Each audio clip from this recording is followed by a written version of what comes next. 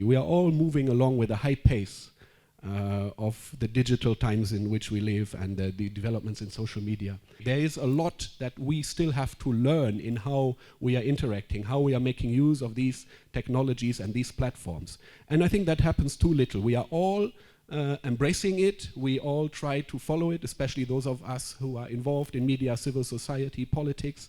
We want to move along with a fast pace. We all have to be on this platform. Oh, I need to have a presence for my organization, etc., etc. We all feel the pressure of moving along. And we all tend to be quite euphoric about it, but do we take the time to really reflect? What is in there for us? Are we using the opportunities to the best extent? Are we learning while we are applying this technology and these networks? And I think this kind of event we have here allows us that step, to take time and reflect. What does it mean? How are we using it? And not just going along and just doing without reflection. All of us here, whether it's civil society or the politicians, the state institutions, the media, have to be aware of both in order to avoid one and exploit the other. So how do we avoid the shortfalls and the risks, and how do we make use of the opportunities?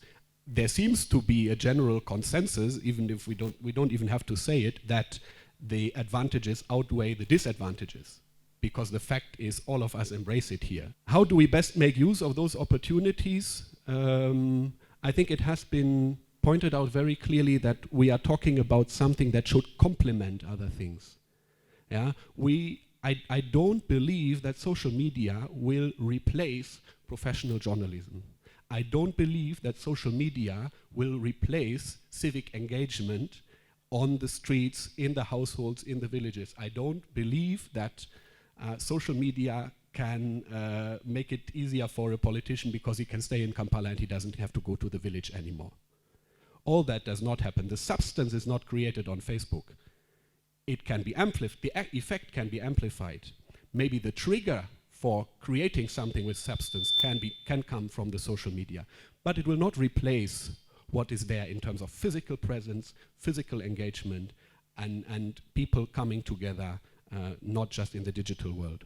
So that complementarity for me is extremely important, and that's the kind of discussion we need. How best can we make use of the opportunities? So a good journalist will not feel threatened that the citizen journalism will undermine his or her position, because we will still need quality journalism. You could rather embrace social media to access people who you would have otherwise not accessed with the information you want to get out. Same for the state. Don't feel threatened that people are organizing against you. You can use social media to bring whatever you are doing closer to the people, to explain what you are doing, and I think it has a positive effect on democracy if we use it well.